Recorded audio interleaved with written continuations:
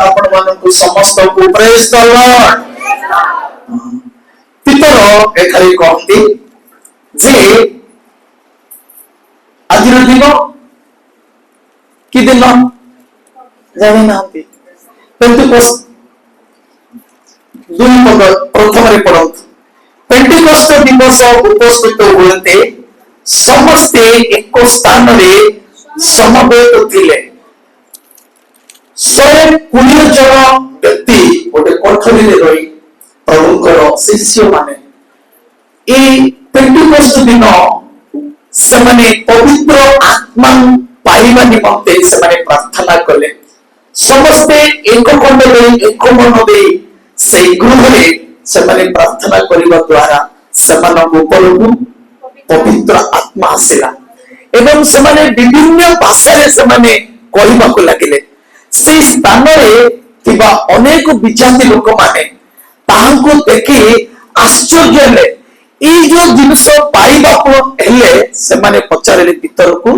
जे भीतर ए जो तुमे माने जो विभिन्न भाषा कहउछो ए भाषा आमे जदी पाइबा पहिले आमे कोन करबा आवश्यकता अछि भीतर कहंती 38 पदरे एते जो पढुछ आमे तेणु भीतर से मानकु कहले आपण माने प्रथमे हेलो प्रथमे मनटाकु परिवर्तन धर्म परिवर्तन नहीं कि परिवर्तन मन परिवर्तन द्वितीय हाँ पढ़ो और निज निज पाप क्षमा निमंते निज निजर पाप क्षमा आवश्यकता अच्छे प्रथमे मन परिवर्तन द्वितीय पाप क्षमा पाप पड़ो तृतीय यीशु ख्रीष्ट नाम रे बप्तिस्म नेले आपण माने पवित्र आत्मा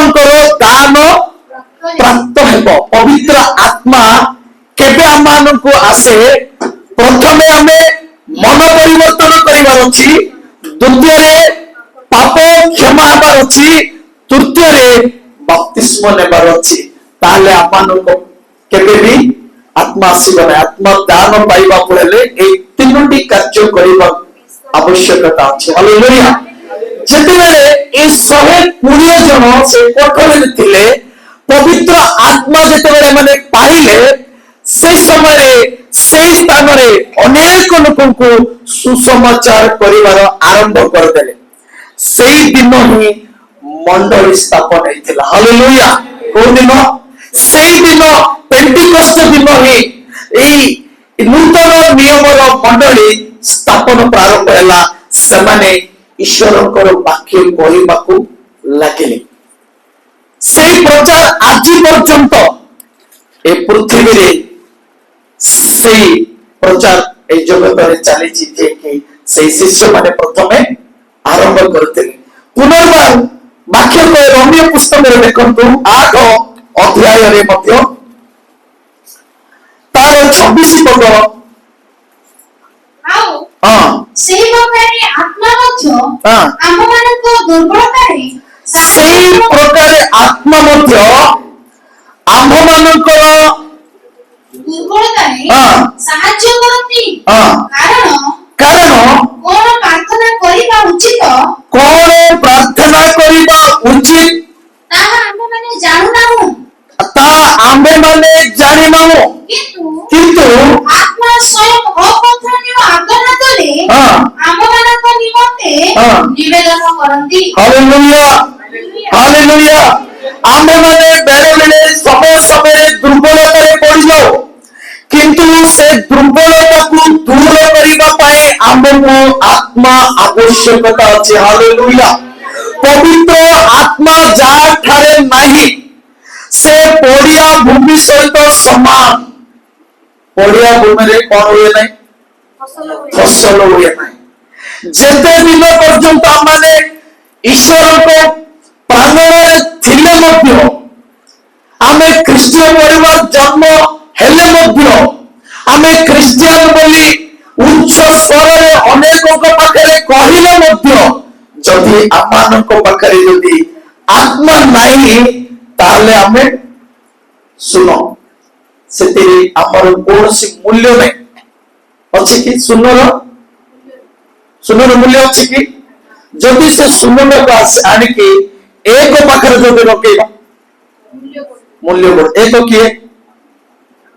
ଯୀଶୁ। Hallelujah hallelujah. ଆମମାନେ ସମସ୍ତେ ଶୂନ୍ୟ, ଆମମାନଙ୍କର କୌଣସି ମୂଲ୍ୟ ନାହିଁ। ଯେତେବେଳେ ଆମେ ଏକ ସହିତ ଜଡ଼ିତ ହେଇଯିବା ତାହେଲେ ଆମମାନଙ୍କର ମୂଲ୍ୟ 10 ହେଇଯାଏ। Hallelujah hallelujah. ତେଣୁ ଏଠାରେ ପ୍ରେରିତ ପାଉଲ କହନ୍ତି ଯେ ଆଉ ସେହି ପ୍ରକାର ଆତ୍ମା ମଧ୍ୟ ଆମମାନଙ୍କ ଦୁର୍ବଳତାରେ ସାହାଯ୍ୟ କରନ୍ତି, କାରଣ କଣ ପ୍ରାର୍ଥନା କରିବା ଆମେ ଜାଣିନୁ। ମୁଁ ଯଦି ଆପଣ ମାନେ ଘରେ ଯେତେ ଜଣ ଅଛନ୍ତି ଜଣକୁ କହିବି ତୁମେ ପ୍ରାର୍ଥନା କର, କେବେ ପ୍ରାର୍ଥନା କରିବାର ତାକେ ଜାଣିନାହାନ୍ତି। ମୁଁ ଯଦି କହିବି ପ୍ରାର୍ଥନା କର ତାହେଲେ କଣ ହେଇଯିବ? ସେମାନେ ଟିକେ ଲାଜ ହେଇଯିବେ, ନାଇଁ କି? ଲାଜ ହେଇଯିବେ। ନାଇଁ ଆଜ୍ଞା ମୁଁ ଏଇଟା କରିପାରିବି ନାହିଁ, ମୁଁ ଆମ ଘରେ କରିବେ, ବାଥରୁମରେ ମୁଁ ମଣ୍ଡଳୀରେ ପ୍ରାର୍ଥନା କରିପାରିବି ନାହିଁ, ଅନେକଙ୍କ ପାଖରେ ମୁଁ ପ୍ରାର୍ଥନା କରିପାରିବି ନାହିଁ। ଦେଖନ୍ତୁ ଲାଜ ଆମେ କୋଉ ସ୍ଥାନରେ ହେବାକୁ ପଡିବ? ଜଣେ ମଦ ପିଇ ରାସ୍ତା କରରେ ପଡୁଥିବା ସେଇ ଲୋକକୁ କେବେ ଲାଜ ଅଛି କି? ତା ସକାଳେ 3 ବାଲ୍ଟି ଗାଧୋଇକି ହାତରେ ସ୍ପ୍ରେ ମାରିକି ତା ସକାଳେ ସମସ୍ତଙ୍କ ସହିତ ବୁଲିବ, କଣ ନାହିଁ? ଲାଜ ନାହିଁ। ଜଣେ ଚୋରି କରୁଥିବା ଧରା ପଡିବା ଲୋକକୁ ମଧ୍ୟ ତା ନେକ୍ସଟ ଦିନ ତାକୁ ଲାଜ ନାହିଁ। ବ୍ୟଭିଚାର କର୍ମ କରୁଥିବା ଲୋକକୁ ଲାଜ ନାହିଁ। କିନ୍ତୁ ପ୍ରଭୁଙ୍କ ଠାରେ ପ୍ରାର୍ଥନା କରିବା ପାଇଁ ଆମମାନଙ୍କୁ କଣ ହେଇଯାଏ? ଲାଜ ହେଇଯାଏ। କିନ୍ତୁ ଆମେ କୋଉ ସ୍ଥାନରେ ଲାଜ ହେବା? ଏଇ ସବୁ ଦୁର୍ବଳତା ଯେତେବେଳେ ଆମମାନଙ୍କ ଶରୀର ଅଛି, ଆମମାନଙ୍କର ଜୀବନରେ ଅଛି, ତାହେଲେ ସେଇ ସମୟରେ ଆମେ ଲାଜ ହେବାକୁ ପଡିବ। ଆଉ କୋଉ ସମୟରେ ଆମେ ଲାଜ ହେବାନି? ଯେ ପ୍ରଭୁଙ୍କ ଠାରେ ପ୍ରାର୍ଥନା ଆସୁ କି ନ ଆସୁ, ଆମେ ଆଣ୍ଠୁ ପକେଇ ପ୍ରଭୁ ତୁମେ ମୋ ସହିତ ଅଛ, ତମେ ସବୁ ଜାଣ, ପ୍ରାର୍ଥନା କର, କିଛି ଅସୁବିଧା ନାହିଁ। ତମେ ଯେତେ ଥର ତୁମର ଏଇ ଯୋଉ ମୁଖ ଖୋଲିବ ତାଙ୍କ ଠାରେ, ପ୍ରଭୁ ତୁମକୁ ଆପେ ଆପେ ଆପେ ଆପେ ସେ ପବିତ୍ର ଆତ୍ମା ତୁମକୁ ପ୍ରାର୍ଥନା ଶିଖେଇବ। Hallelujah hallelujah. ଦିନେ ସତ୍ୟ ଘଟଣାଟି ମୁଁ କହିବି ହେଲା, ଶୁଣନ୍ତୁ। ଗୋପାଳପୁରର Telugu Baptist Union Baptist Church ଅଛି ତେଲୁଗୁ। ସେଠି ସେ ପାଷ୍ଟର ମଝିରେ ଗତ ବର୍ଷ ମରିଗଲେ, ଶାନ୍ତି ମୂର୍ତ୍ତି ପାଷ୍ଟର। କେତେ ଜଣ ଜାଣିଛନ୍ତି ଶାନ୍ତି ମୂର୍ତ୍ତି ପାଷ୍ଟର? ଜାଣିଛନ୍ତି ନା? ସେ ସମୟରେ ଶାନ୍ତି ମୂର୍ତ୍ତି ପାଷ୍ଟର ସେଠି ପାଳକ ଥିଲେ। ଜଣେ ଲୋକ ସବୁବେଳେ ପ୍ରତି ରବିବାର ଆସିଲେ, ସିଏ ନ ଆସିଲେ ମଧ୍ୟ ତାଙ୍କର କାନୁକୁଲ କଣ କହିବେ ଦାନ ମଣ୍ଡଳୀ ପଠେଇ ଦିଏ। ତାର 5ଟା ପୁଅ ବହୁତ ଧନୀ, ବକ୍ସିପଲ୍ଲୀ ଗ୍ରାମର ଭଲ ଧନୀ। ଯଦି କିଏ ଦାନ ଦେବ ଅଣ୍ଡା, ତାଙ୍କର ନିଲାମ ହୁଏ ସେ ଅଣ୍ଡାଟାକୁ, କିଏ ନବ ଏ ଅଣ୍ଡା ବୋଲେ ସିଏ 20,000 10,000 ଗୋଟେ ଅଣ୍ଡା, ସିଏ ଆগে ନିଲାମ କରିକି ନବ ସେ ଅଣ୍ଡା। ସେଇ ଲୋକ ମଣ୍ଡଳୀ କେବେ ଆସନ୍ତି ନାହିଁ। ଦିନେ ଦେବଦତ୍ତ ସେକ୍ରେଟାରୀ ସେ ଚର୍ଚ୍ଚର ଆଉ ଏ ପାଳକ ମହାଶୟ ଘରକୁ ଗଲେ, କହିଲେ ବାବୁ ତମେ ଏତେ ବଡ ପରିବାର ଆସିଛ, ଆଉ ତମର ପୁରୁଷ ସହିତ ପ୍ରଭୁଙ୍କୁ ବିଶ୍ୱାସ କରୁଛ, ତମେ କାହିଁକି ମଣ୍ଡଳୀକୁ କାହିଁକି ଆସୁନ? ତମ ବେଳେ ସମସ୍ତେ ଯଦି ମଣ୍ଡଳୀ ଯଦି ରହିଯିବ, ସମ ମଣ୍ଡଳୀ କଣ ହେଇଯିବ? ଖାଲି ହେଇଯିବ। ତେଣୁ ତମେ ଆସ। ଯୋଉ ଦିନ ତାଙ୍କୁ ଡାକିଲେ ତା ରବିବାର ଦିନ ସେ ମଣ୍ଡଳୀକୁ ଆସିଲେ। ଏ ଦେବଦତ୍ତ ବାପ୍ଟିଷ୍ଟ ଚର୍ଚ୍ଚର ଗୋଟେ ନିୟମ ଅଛି, ସେକ୍ରେଟାରୀ ଯାହା କହିବ ପାଳକ ତାହା କରିବ। ତେଣୁ ଦେବଦତ୍ତ କହିଲେ ପାଷ୍ଟରଙ୍କୁ, ଆଜ୍ଞା ସେ ଆଜ୍ଞା ଆସୁଛନ୍ତି, କେମିତି ହେଲେ ମଧ୍ୟ ପ୍ରାର୍ଥନା ଦେବେ, ସେଇଥିପାଇଁ ମଧ୍ୟ ସିଏ ଆସୁନାହାନ୍ତି ବୋଲି କହି ତାଙ୍କୁ ପ୍ରାର୍ଥନା ଦେଲେ। ପାପ ସେ ଲୋକକୁ ପ୍ରାର୍ଥନା ଆସୁନି। ତାଙ୍କର ଚେୟାର ପଡିଥାଏ, ଯେମିତି ଚେୟାରରେ ବସୁଛନ୍ତି ସେମିତି ଚେୟାରରୁ ସେ ଛିଡା ହେଇକି ପ୍ରାର୍ଥନା କରନ୍ତି। ଛିଡା ହେଲେ ମୁଁ ସେଇ ଦିନ ସେ ଚର୍ଚ୍ଚରେ ଅଛି ହେଲା, ଆମର ଚର୍ଚ୍ଚ ସରେଇକି ସେ ଚର୍ଚ୍ଚକୁ ପଳେଇବାର। ସେଇ ଦିନ ସେ ଚର୍ଚ୍ଚରେ ମୁଁ ଅଛି, ସେ ପ୍ରାର୍ଥନା କରୁଛି, ପ୍ରଭୁ ମୋର ବାଧା କଣ ତମେ ଜାଣିଛ, ପ୍ରାର୍ଥନା କରୁଛି। ଆଉ ତୁମର ବାଧା କଣ ମୁଁ ଜାଣିଛି। ଏ ଦେବଦତ୍ତ ଏ ଶାନ୍ତି ମୂର୍ତ୍ତି କଣ ଜାଣିଛନ୍ତି ଯେ ମତେ ପ୍ରାର୍ଥନା ଦେଇଛନ୍ତି। ଆମେନ୍ ବୋଲି ପ୍ରାର୍ଥନା କର। ସେ ଚର୍ଚ୍ଚରେ ଜଣେ ବି ନାହାନ୍ତି, ସମସ୍ତେ ବାହାରକୁ ପଳେଇଲେ ହସିକି। ତାର ଅର୍ଥ କଣ ଜାଣିଛ? ପ୍ରାର୍ଥନା କରୁଛି ମୋର ବାଧା କଣ ତମେ ଜାଣିଛ। ମତେ ପ୍ରାର୍ଥନା ଆସୁନି, ସେ ବାଧା ତୁମେ ଜାଣିଛ। କିନ୍ତୁ ତୁମର ବାଧା ମୋ ମତ ପାଇଁ କେତେ କଷ୍ଟ କରୁଛ ମୁଁ ଜାଣିଛି। ଆଙ୍କ ଦି ଜଣ କଣ ଜାଣିଛନ୍ତି। ସେମିତି ପ୍ରାର୍ଥନା କରନ୍ତୁ ନାହିଁ ଦୟାକରି। ଓକେ, ଆମେ ପ୍ରାର୍ଥନା ଶିଖିବା। କେହି ବି ମା ପେଟରୁ ଶିଖି ନାହାନ୍ତି। ତାଙ୍କ ପାଖକୁ ଆସିଲା ପରେ, ଆଣ୍ଠୁ ପକେଇଲା ପରେ ପବିତ୍ର ଆତ୍ମା ତୁମକୁ ଶିକ୍ଷା ଦିଏ। Hallelujah, hallelujah. ତେଣୁ ଏଠାରେ ପ୍ରେରିତ ପାଉଲ କହନ୍ତି ଯେ ଆମେମାନେ କି ପ୍ରକାର ପ୍ରାର୍ଥନା କରିବୁ ଆମେ ଜାଣିନୁ। ହଁ ପରମା, କିନ୍ତୁ ଆତ୍ମା ସ୍ୱୟଂ ଆମମାନଙ୍କ ନିମନ୍ତେ ନିବେଦନ କରନ୍ତି। ହାଲେଲୁୟା। 27 ପଦ ପଢନ୍ତୁ ପୁଣି। ଯେ ଆମ୍ଭମାନଙ୍କର ହୃଦୟ ଅନୁସନ୍ଧାନ କରନ୍ତି ସେ ଆତ୍ମାଙ୍କ ଭାବ କଣ ତା ଜାଣନ୍ତି, କାରଣ ସେ ଈଶ୍ୱରଙ୍କ ଇଚ୍ଛା ଅନୁସାରେ ହାଲେଲୁୟା। କାହା ଇଚ୍ଛା ଅନୁସାରେ? ଈଶ୍ୱରଙ୍କର ଇଚ୍ଛା ଅନୁସାରେ ସାଧୁ ମାନଙ୍କ ନିମନ୍ତେ ଆମ୍ଭ ମାନଙ୍କ ନିମନ୍ତେ ନିବେଦନ କରନ୍ତି। ହାଲେଲୁୟା। ତାହେଲେ ଏବେ ଶୁଣନ୍ତୁ, ଆଜି ମଣ୍ଡଳୀକୁ ଆସ। କିଏ ଆମକୁ କଡ଼େଇ ଆଣିଛି? କିଏ? ପ୍ରଭୁଙ୍କର ଆତ୍ମା। ଆଜି ଆମେ ବାକ୍ୟ ଶୁଣି ପାରୁଛୁ, ଏତେ ସୁନ୍ଦର ଭାବରେ ମନ ଦେଇ ଶୁଣି ପାରୁଛୁ। ସେ ଶୁଣିବାର କର୍ମ ସଠିକ ଭାବରେ ରଖିବା ଲୋକ କିଏ? ଆତ୍ମା ଏକା। ହାଲେଲୁୟା। ଯଦି ଶୁଣିବା ଜିନିଷ ଆମ ହୃଦୟର ଯଦି ଛାପି ରଖିବାନି, ତାହେଲେ ଯେତେ ଶୁଣିଲେ ମଧ୍ୟ କିଛି କାର୍ଯ୍ୟରେ ମଧ୍ୟ ଆସିବ ନାହିଁ। ତେଣୁ ଏ ଆତ୍ମା ଯେତେବେଳେ ପ୍ରଭୁ ଯୀଶୁ ଆହରଣ ହେବା ସମୟରେ ଶିଷ୍ୟ ମାନଙ୍କୁ ଶିକ୍ଷା ଦେଲେ ଯେ ମୁଁ ଯାଇ ଏରୋକ ଆଧାରଣ କର୍ତ୍ତା,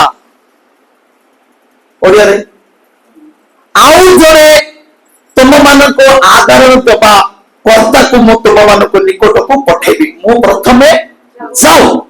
ସେଇ ପଠେଇବା ଲୋକ, ଆସିବା ଲୋକ କିଏ? ପବିତ୍ର ଆତ୍ମା। ଗୋଟେ ମନେ ରଖନ୍ତୁ, ପବିତ୍ର ଆତ୍ମା ଗୋଟେ ଶକ୍ତି ନୁହେଁ, ଗୋଟେ ବ୍ୟକ୍ତି। ହାଲେଲୁୟା। ପବିତ୍ର ଆତ୍ମା ଶକ୍ତି ନୁହେଁ, ସେ ହଉଛି ଗୋଟେ ବ୍ୟକ୍ତି। এই পবিত্র আত্মা কেবল ଅଛି? ଆରମ୍ଭରୁ ଅଛି। କେବଳ ଅଛି? ଆରମ୍ଭରୁ ଅଛି। ଦେଖନ୍ତୁ ପଢନ୍ତୁ ଆଦି ପୁସ୍ତକ ତାର 1:26 ପଦରେ ଏଇପରି ଲେଖା ହେଇଛି। ହଁ, ପରମେଶ୍ୱର କହିଲେ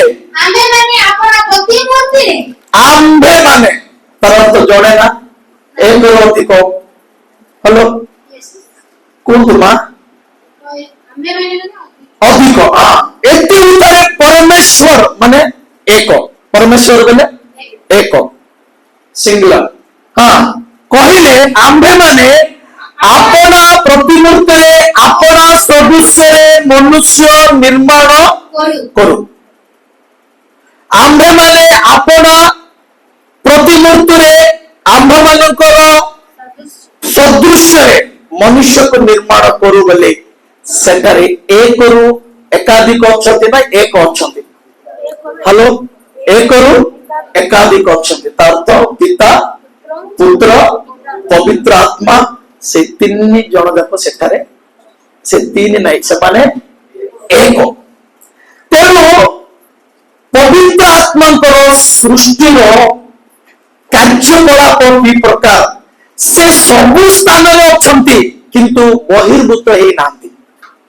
ବହିର୍ଭୂତ କହିବେ ନା? ପ୍ରକାଶ ହେଇନାହାନ୍ତି। ପବିତ୍ର ଆତ୍ମା ଆଦି ଅନ୍ତରୁ ଅଛନ୍ତି କିନ୍ତୁ ବହିର୍ଭୂତ ହେଇନାହାନ୍ତି, ପ୍ରକାଶିତ ହେଇନାହାନ୍ତି। ସମସ୍ତଙ୍କ ସହିତ ପବିତ୍ର ଆତ୍ମା प्रत्येक व्यक्ति सहित पुरातन नियम पवित्र आत्मा अच्छी। हालेलुया। पवित्र आत्मा आज नुहे। देखो आम जदि वाक्य पढ़ा न्यायाधिपति विचार करते देखो 11 अध्याय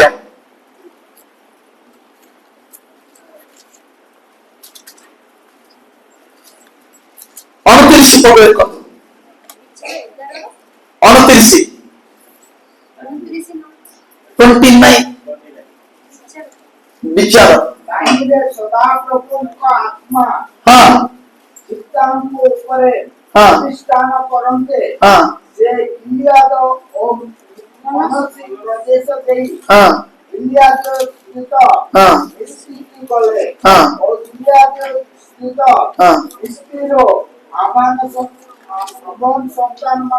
ସନ୍ତାନମାନ ନିକଟକୁ ଗଲେ। तो सदाप्रभुଙ୍କର आत्मा प्रथम कौन लिखाई तहिले सदाप्रभुଙ୍କର आत्मा हाँ जित्तଙ୍କ ଉପରେ ଅଧିଷ୍ଠାନ କଲେ। ଜିତ୍ତ ଈଶ୍ୱରଙ୍କର ଜଣେ ଦାସ। ତାଙ୍କ ଉପରେ ପବିତ୍ର ଆତ୍ମା ପଡ଼ିଲା। ସେ ପ୍ରଭୁ ଈଶ୍ୱରଙ୍କୁ ପ୍ରାର୍ଥନା କରନ୍ତେ ଯେ ଯଦି ଆପଣ ମତେ ଗିଲିଆଦିସ୍ଥ ମିସ୍ପିକି ମାନଙ୍କୁ ଯଦି ମୋ ହସ୍ତକୁ ଦେବେ ତାହେଲେ ମୁଁ ସେମାନଙ୍କ ଠାରୁ ବିଜୟ ଲାଭ କରିବି।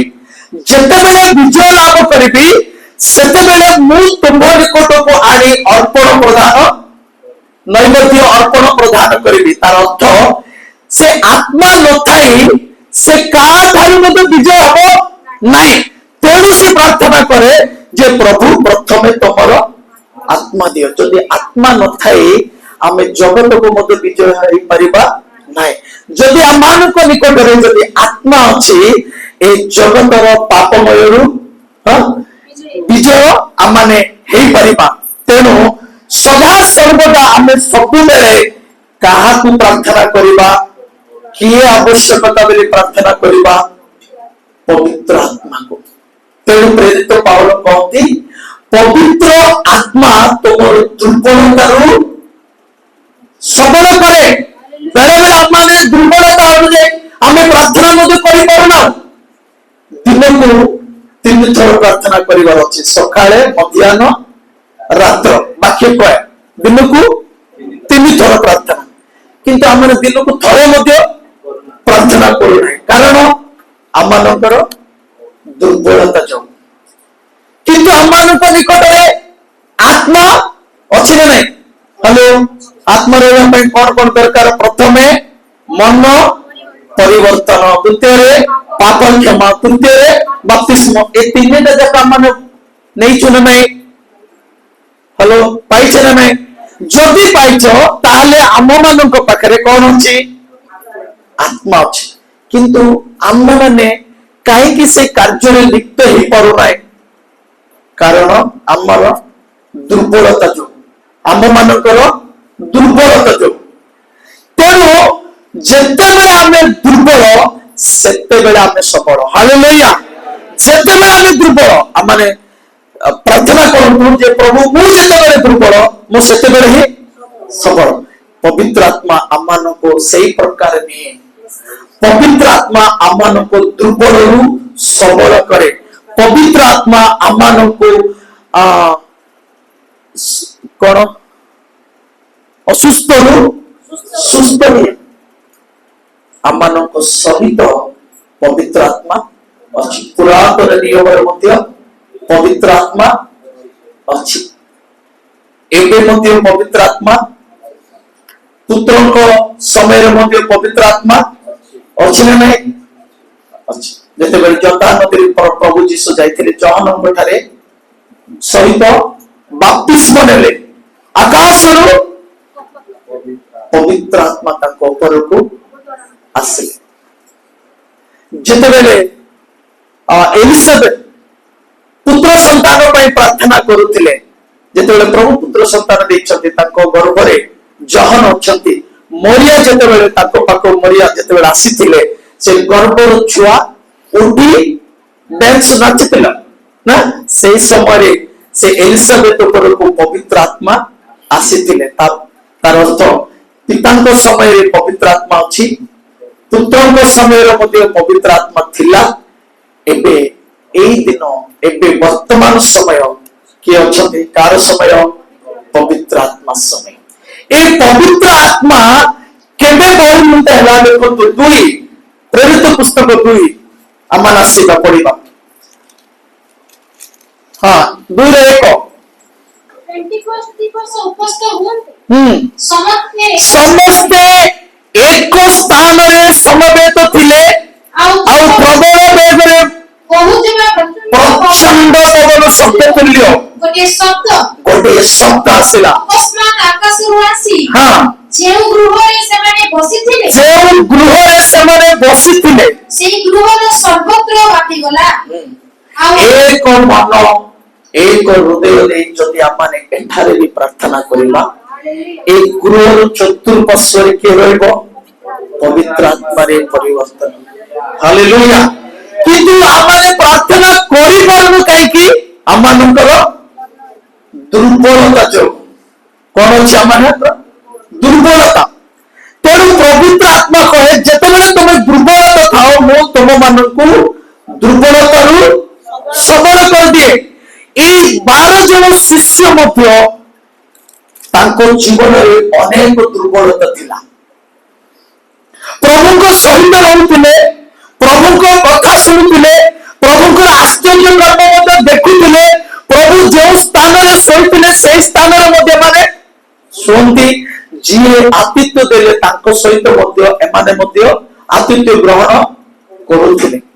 ଏତେ ସବୁ କାର୍ଯ୍ୟ ପ୍ରଭୁ 3 ବର୍ଷ 6 ମାସ କାଳ ତାଙ୍କ ସହିତ ଥିଲା ସମୟରେ ଏମାନେ ଦେଖୁଥିଲେ, କିନ୍ତୁ କେବେ ବି ହୃଦୟରେ ଛାପି ନାହାନ୍ତି, କେବେ ବି ଲେଖି ନାହାନ୍ତି ପୁସ୍ତକରେ ଯେ 3 ବର୍ଷ 6 ମାସ କାଳ ପ୍ରଭୁଙ୍କ ସହିତ ଥିଲେ। ଯେତେବେଳେ ଆହରଣ ସମୟରେ ପ୍ରଭୁ ସେମାନଙ୍କୁ ଗୋଟେ ବାର୍ତ୍ତା ଦେଲେ ଯେ ମୁଁ ଯାଉଛି, ତୁମେମାନେ ଯାଇ ଜେରୁସାଲେମରେ 10 ଦିନ ଗୋଟେ ଅପେକ୍ଷା କର। କା ପାଇଁ? ପବିତ୍ର ଆତ୍ମାଙ୍କ ପାଇଁ। ହାଲେଲୁୟା। ଆହରଣ ପର୍ବକୁ ଆଜିକୁ କେତେ ଦିନ? 10 ଦିନ। এই 10 ଦିନ ସେମାନେ କେବଳ ପବିତ୍ର ଆତ୍ମାକୁ ଅପେକ୍ଷା କଲେ। ସେଇ 10 ଦିନ ସେ ଗୃହରୁ ବାହାରକୁ ଯାଇ ନାହାନ୍ତି, ସେ କୋଠରୀ ଭିତରେ ରହିଲେ ଏବଂ ପବିତ୍ର ଆତ୍ମାଙ୍କ ପାଇଁ ଅପେକ୍ଷା କଲେ। 4 ପଦରେ ଲେଖା ହେଇଛି, ସେ ଦେଖନ୍ତୁ ପ୍ରେରିତ ପୁସ୍ତକ ତାର 2:4 ସେଥିରେ ସମସ୍ତେ ପବିତ୍ର ଆତ୍ମାରେ ପରିପୂର୍ଣ୍ଣ। ହାଲେଲୁୟା। ଯଦି ଆମେମାନେ ଚାହୁଁ ପବିତ୍ର ଆତ୍ମାର ଅଭିଷିକ୍ତ, ଯଦି ଆମେମାନେ ଚାହୁଁ ଯଦି ପ୍ରଭୁଙ୍କ ନିକଟକୁ ଆସି ପ୍ରଭୁ ମୋତେ ତମ ପବିତ୍ର ଆତ୍ମାରେ ଅଭିଷିକ୍ତ କର, ଯେତେବେଳେ ପର୍ଯ୍ୟନ୍ତ ସେ ଅଭିଷିକ୍ତ କରିନାହାନ୍ତି ସେତେବେଳେ ପର୍ଯ୍ୟନ୍ତ ସେ ସ୍ଥାନରୁ ବାହାରକୁ ଯାଆନ୍ତୁ ନାହିଁ। ସେଇ ପ୍ରକାର ଗୋଟେ ନିର୍ଦ୍ଦିଷ୍ଟ ସ୍ଥାନ ଆଉ ନିର୍ଦ୍ଦିଷ୍ଟ ସମୟ ଆଉ ନିଜକୁ ମଧ୍ୟ ସମର୍ପିତ ହେଇ ଯଦି ପ୍ରାର୍ଥନା କରିବେ ନିଶ୍ଚିତ ଭାବରେ ପବିତ୍ର ଆତ୍ମା ତମମାନଙ୍କୁ ଦେଖନ୍ତୁ। ସେଥିରେ ସମସ୍ତେ ପବିତ୍ର ଆତ୍ମାରେ ପରିପୂର୍ଣ୍ଣ ହେଲେ, ପୁଣି ଆତ୍ମା ସେମାନଙ୍କୁ ଯେପରି କହିବାକୁ ଶକ୍ତି ଦେଲେ ତଦନୁସାରେ ସେ ଆତ୍ମା ଯେପରି କହିବାକୁ ଶକ୍ତି ଦେଲା, ସେଇ ଦିନଠାରୁ ଅନେକଙ୍କୁ ଯାଇ ସେମାନେ କହିବାକୁ ଲାଗିଲେ।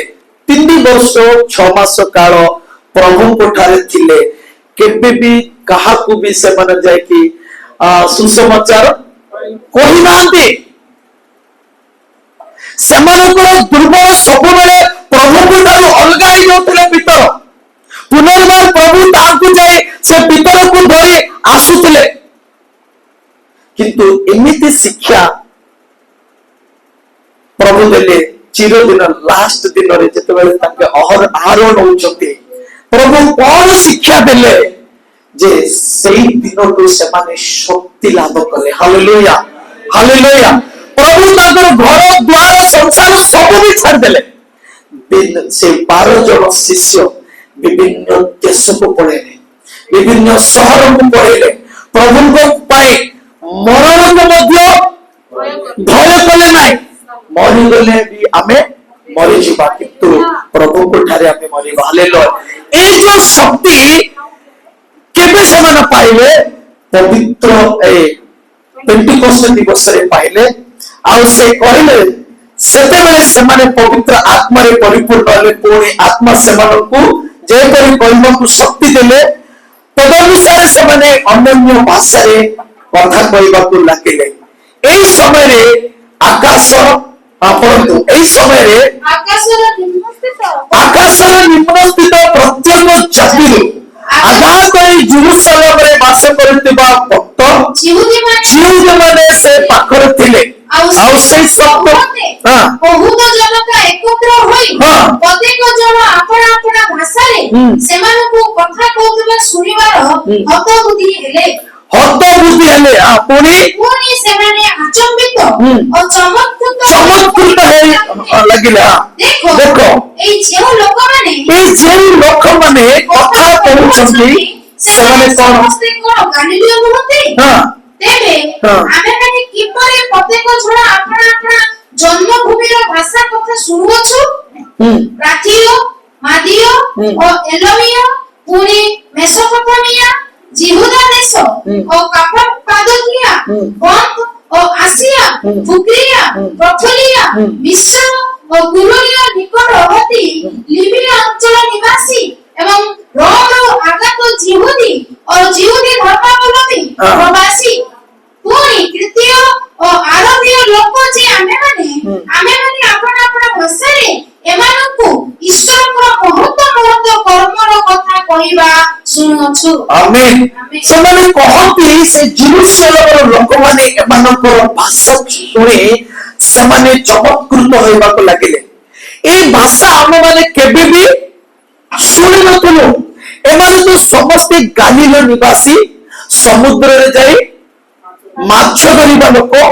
ଏମାନଙ୍କୁ ଏଇ ଭାଷା ଆସିଲା କୋଉଠୁ? ସେଇ ଭାଷା ଶିଖେଇବା ଲୋକ କିଏ? ପବିତ୍ର ଆତ୍ମା।